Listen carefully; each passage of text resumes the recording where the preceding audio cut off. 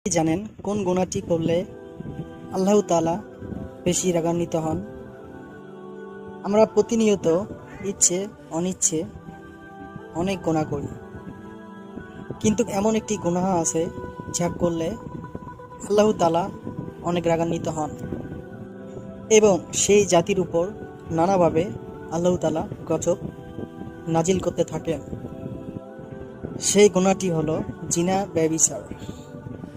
হাদিসে বলা হয়েছে, ছেলে মেয়ে প্রাপ্তবয়স্ক হলে তাদেরকে বিবাহ দেওয়ার ব্যবস্থা করুন, কেননা কেননা শয়তান তাদের নানাভাবে ধোঁকা দিয়ে থাকে। যে ব্যক্তি দুনিয়ায় থাকা অবস্থায় গুনাহ করবে, কিয়ামতের দিন তার লজ্জাস্থান দিয়ে দুর্গন্ধময় পুঁজ এবং রক্ত পড়বে।